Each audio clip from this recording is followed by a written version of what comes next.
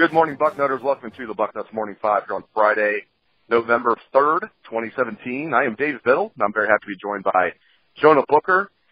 J-Book, let's start off talking about quarterback recruiting.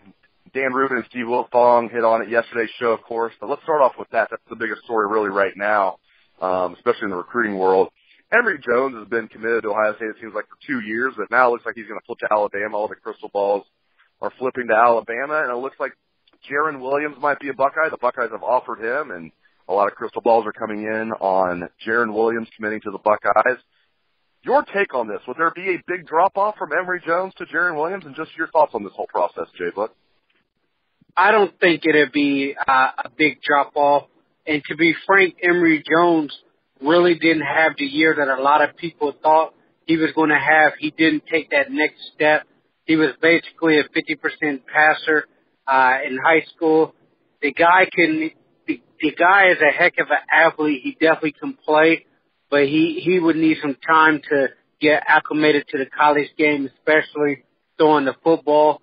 Williams comes in a little bit more polished, not as highly ranked, probably not as good of a runner as Emory Jones, not as big, but I don't see it as a dramatic drop-off. Ohio State definitely wanted to take a quarterback for this class. To me, I think it's the rumors out there that Emory Jones was texting Alabama coaches while on his visit. I know 11 Warriors had linked an article about that as well. So that kind of action from Emory Jones, a guy who's supposed to be your leader, your quarterback in the class, potentially pulling those type of stunts. And all I have to say is I wish him well at Alabama. These are kids, so I'm not just hyped to say I don't wish him well. I just hope that Ohio State can get their guy, and Williams actually turns out to be a heck of a ball player.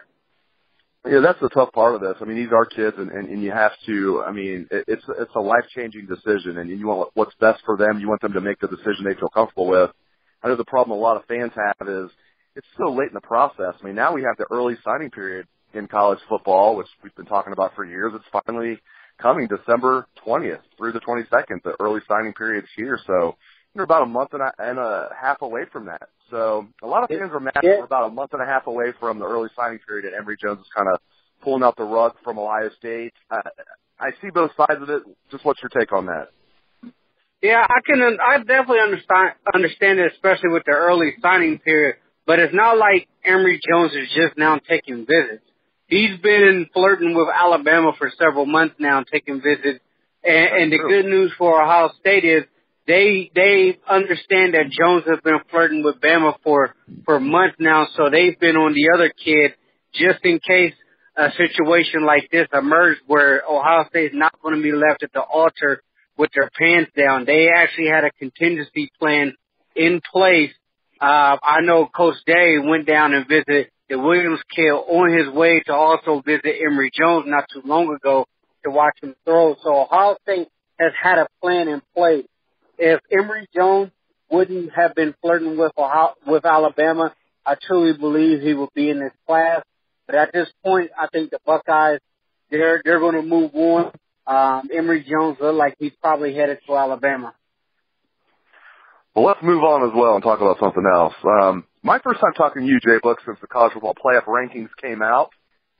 Your reaction on when you saw Ohio State was 6th, and furthermore, do you think if the Buckeyes win out, they will be in the CFP?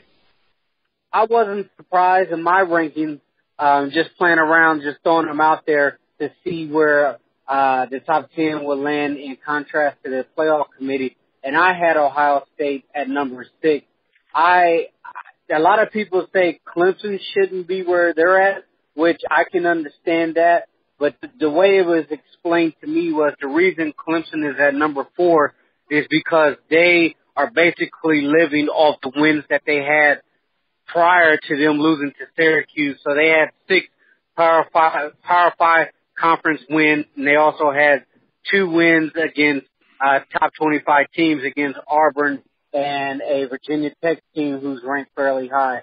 And I knew the committee, they weren't going to put Ohio State above Oklahoma considering the head-to-head. When you look at Oklahoma's loss against Iowa State, that's looking like not too bad of a loss, especially if Iowa State continues to win. They're going to win their side of the division of the Big 12. Now, if Ohio State wins out, I truly believe they will be in. At that point, I think you could see Ohio State jump Clemson. I think Ohio State will need a little bit of help from Oklahoma or Alabama. I think if Alabama loses, they're not going to be in because their schedule is atrocious right now, and then the committee has already pretty much said that Alabama hasn't played now initially a ranked team. I know they have Florida State on their schedule, and Florida State, they're looking like they're bottomed out. It's hard to believe that a quarterback can make that big of a difference on a Florida State team. So if Ohio State handles their business, wins the Big Ten, the caveat is they need Wisconsin to win out. They need that signature win in the Big Ten championship. So if Wisconsin can win out and remain undefeated, be it hovering around number 6, number 7, that's really going to strengthen Ohio State's resume. At running back, I was surprised J.K. Dobbins didn't play more against Penn State, and I'm convinced it's because of their concerns with his pass protection. And Urban Meyer was asked, is it because of pass pro? Is that why Mike Weber was in there a lot more than Dobbins was at certain parts of the game? And they weren't rotating series. There was times when Weber was in there for 3 straight series. And in my opinion, there is a huge drop-off from Dobbins to Weber. Maybe others would disagree with that, and people think there's not much of a drop-off. I see a considerable drop-off. And I also do not believe, even though Urban said it has nothing to do with pass pro, I don't believe him on that. I don't blame him for not wanting to put that out there publicly. We don't trust him in pass protection. You don't want to do that because then everybody would know Dobbins is substandard in pass pro. So I think it is Ohio State's coaches being concerned with pass pro. But just what do you make of that whole situation, Jay Book? Yeah, that's my only knock on Ohio State offense right now is how they go away from Dobbins, especially when he has the hot hand. Going into the third quarter, middle of the third quarter, at that point, Dobbins was averaging 9 yards a pop against Penn State. So to me, if Dobbins has the hot hand, he's getting you 6, 7, 8, 9 yards a touch. Ride him. I understand wanting to get Mikey in there, but I don't think you should be going away from Dobbins that much for the simple fact that Dobbins is such a mismatch.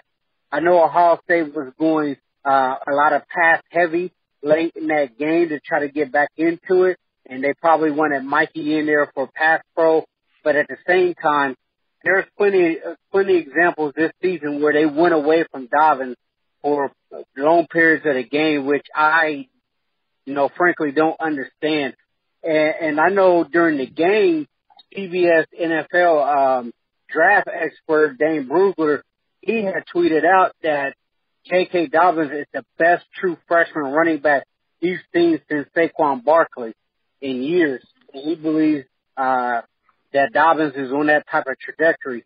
So to me, it has to be a pass pro. I think I agree with you there, but I just don't understand going away from him for such a long period of time, considering he's getting 9 yards a pop. Yeah. Averaging 12.5 yards per carry in the first half. He had 4 carries. I know it's, you only have 4 carries, but it wasn't like he had 50 yards because he had 45 on one and then barely could get any on the other. It was he was just breaking off 12, 14-yard runs every time he touched the ball, and it was just perplexing to me. It's ride that horse until they can stop it. So I love what you mentioned. If Brugler is right, that and I feel like he is, that Dobbins is the best that he's scouted as far as a true freshman running back since Barkley. I mean, if you're not already excited about J.K. Dobbins, Buckeye Nation, get even more excited about it. Go ahead, Jay, but you're about ready to say something. Yeah, I was just going to say, and the thing about it is the drop-off that you talk about is go back and watch it. Mike is 100% downhill runner between the tackles. He's not going to make people miss. So Mikey, yes, he has his strength, but he doesn't bring that element that Dobbins brings to the table. When I was rewatching that Penn State game, there were backers for Penn State coming downhill with bad intentions. And Dobbins, he would just do a jump cut, a subtle jump cut out of the hole, bounce it outside, picking up 12, 15, 20 yards. And he was making those Penn State linebackers look like clowns. And these are guys that are going to be playing at the next level.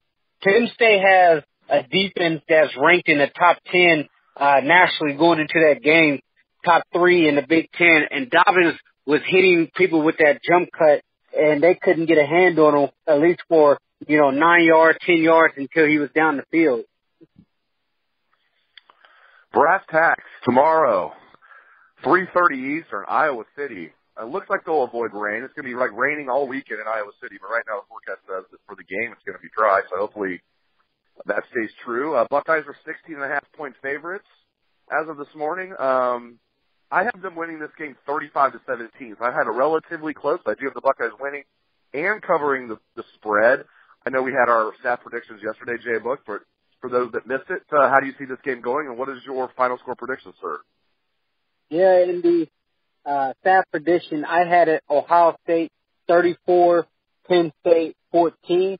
So I'm fairly close to where you're at. I think Ohio State. You mean Iowa, of course. Iowa. I'm sorry, Iowa. Yeah, 34-14. Ohio State beating Iowa. I apologize for that.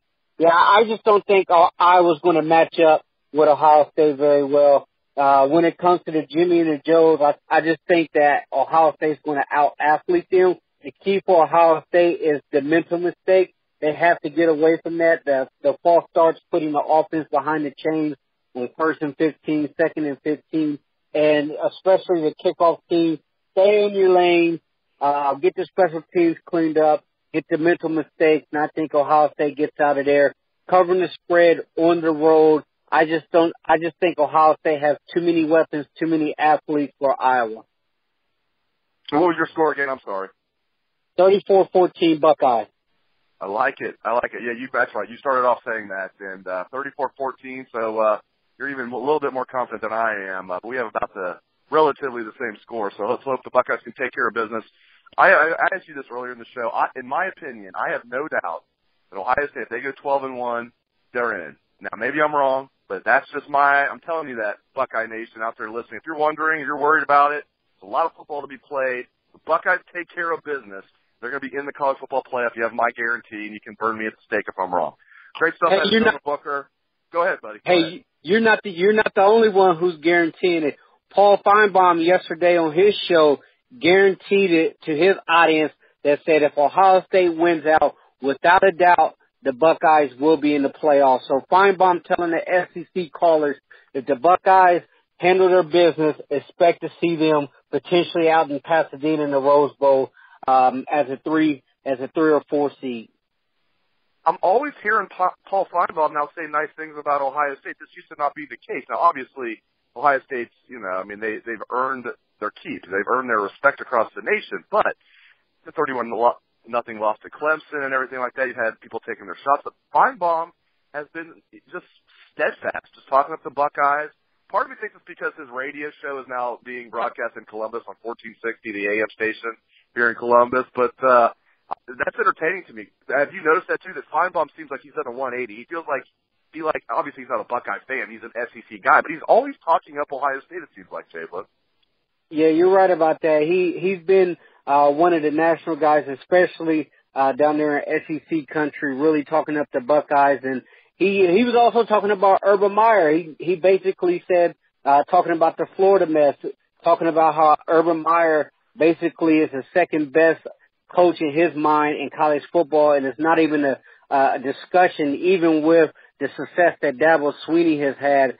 Finebaum saying, just look at the track record of Urban. Look where Florida has been before Urban got there and afterwards. That tells you all you need to know how good of a job and how good of a coach Urban is. So Finebaum, he loves his Ohio State callers, that's for sure, because the Buckeye fans that call into the show, they definitely get those SEC, especially Alabama fans, fired up on there.